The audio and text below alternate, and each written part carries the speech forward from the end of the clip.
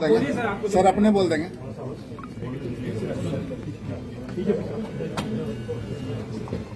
साथियों, आप सबने देखा और आज के ऐतिहासिक दिन के गवाही बने।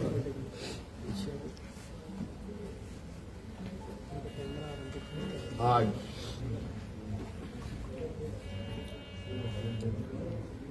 भव्य शपथ ग्रहण के बाद नई सरकार गठन के मार्ग प्रशस्त हुए हैं। उसके पश्चात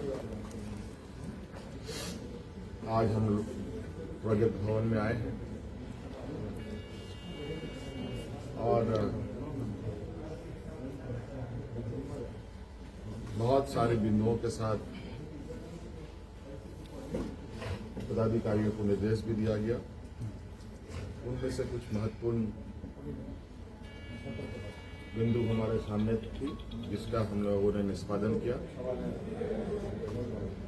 आप सब लोगों ने देखा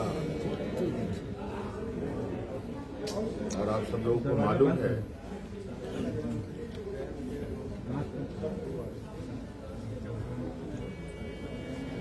केंद्र सरकार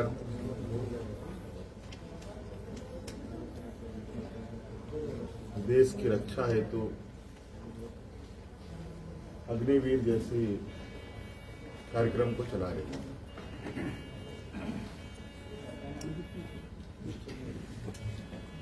उस विषय को लेकर कई सवाल हैं, नौजवानों के भविष्य को लेकर, और आपको मैं बताना चाहूंगा कि राज्य सरकार ने, हम लोगों ने पहले ही ये निर्णय लिया था कि झारखंड राज्य के जो भी नौजवान अग्निवीर में शामिल होंगे और किसी घटना में अगर उनकी मृत्यु होती है तो उनके पूरे परिवारों के साथ, परिवारजनों के साथ राज्य सरकार खड़ी रहेगी और राज्य पुलिस कर्मियों को जो राज्य की किसी घटना में मृत्यु होने पर जो सहायता सहयोग सरकार देती है, वही सहयोग अग्निवीर के परिजनों को भी दे होगा। आपको मालूम है कि अभी कुछ दिन पहले ही असम के सीमावर्ती क्षेत्र में उग्रवादी घटना में 21 या 22 तारीख का दिन है, जहां झारखंड का एक नौजवान चंदन क्यारी, बोकारो जिले का एक क्षेत्र है, वहां का एक नौजवान अर्जुन महतो जो वीर गति को प्राप्त हुआ, उनको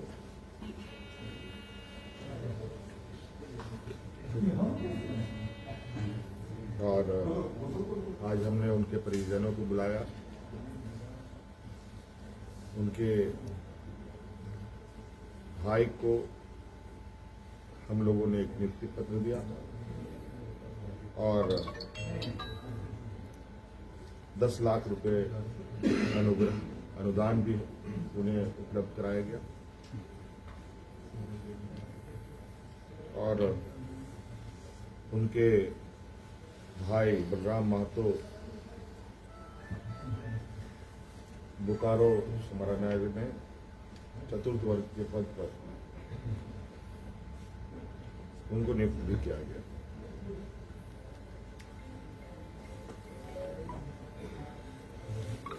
लगभग मुझे लगता है इस घटना को हुए हफ्ता दिन हुआ होगा और हमारी कोशिश थी कि अविलंब उनको ये सहायता उपलब्ध कराया जाए, क्योंकि आप सबको मालूम है कि राज्य में आचार संहिता लागू था। सरकार गठन की प्रक्रिया चल रही थी और सरकार गठन होने के पहला कदम हम लोगों ने उस पीड़ित परिवार के साथ खड़ा होने का अपना संकल्प पूरा किया। इसके अलावा आज सभी विधायकों को 81 विधानसभा में जो चुने गए सदस्यों को शपथ ग्रहण हेतु प्रोटेम स्पीकर के रूप में प्रोफेसर स्टीफन मरांडी जी को चुना गया और ये भी निर्णय लिया गया कि आगामी 9 से 12 तारीख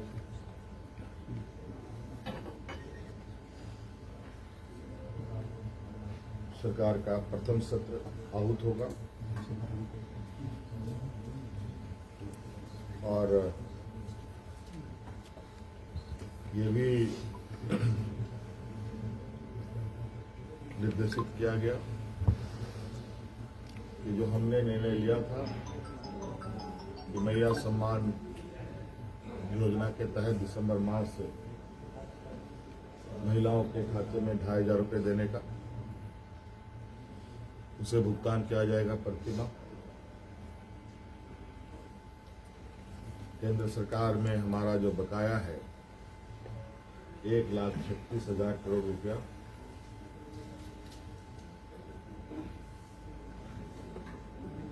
जो केंद्रीय सरकारी उपक्रमों पर है उसकी वसूली के लिए कानूनी कार्रवाई प्रारंभ की जाएगी।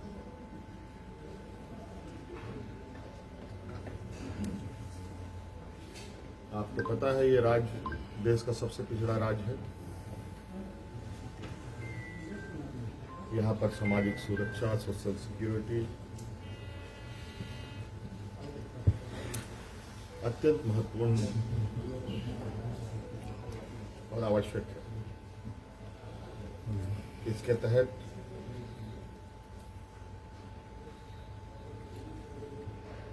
राज्य के गरीब गुरुआ लोगों को उनकी आर्थिक स्वावलंबी कैसे बने और इसको लेकर सरकार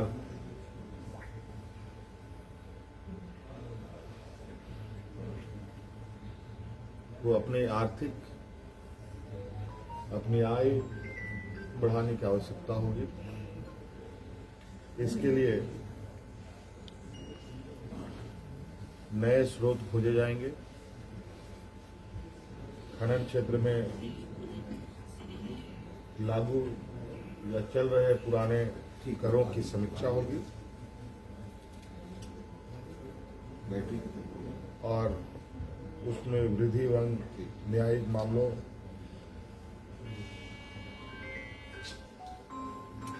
जो लंबित है उन सबको त्वरित गति से खत्म किया जाएगा।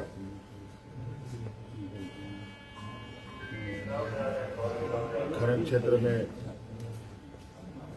कितनी अधिक दरें बढ़ाई जा सकती है इस पर सरकार आगे बढ़ेगी। आप सबको मालूम है कि हम लोगों ने उत्पाद सिपाही में भर्ती की प्रक्रिया पूरी कर ली है, लेकिन इस प्रक्रिया के तहत बड़े पैमाने पर नौजवानों की जाने गई हैं, जो बहुत ही दुखद घटना के रूप में हमारे सामने आया है।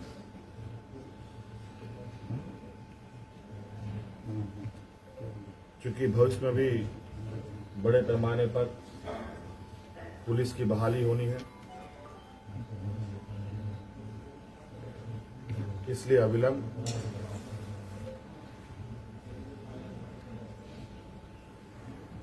पीछे हुए नियुक्ति में जो घटना घटी है उसकी समीक्षा की जाएगी।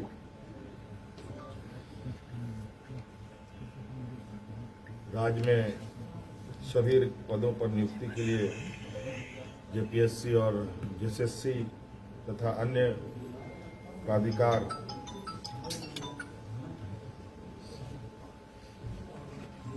1 जनवरी 2025 के पूर्व परीक्षा कैलेंडर प्रकाशित किया जाएगा और जो लंबित रिजल्ट हैं उनको प्रकाशित किया जाएगा।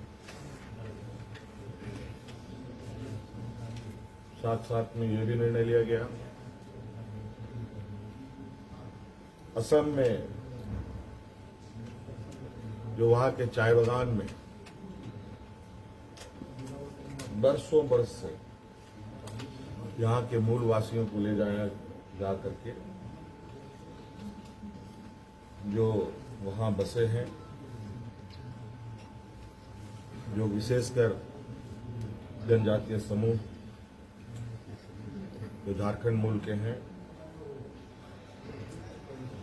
उनकी दशा एवं उनके भविष्य में दिए जाने वाले सुविधा का अध्ययन के लिए सर्वदलीय प्रतिनिधि मंडल एवं पदाधिकारियों का दल असम जाकर जमीनी स्तर पर अध्ययन करेगी और सरकार को प्रतिवेदन सौंपेगी। ये कुछ महत्वपूर्ण बिंदु आपके समक्ष हमने रखा है। बाकी चीजें और भी है जो हम समय समय पर आप सब लोगों के समक्ष अवगत कराने का काम करें। फ्लोर टेस्ट जो है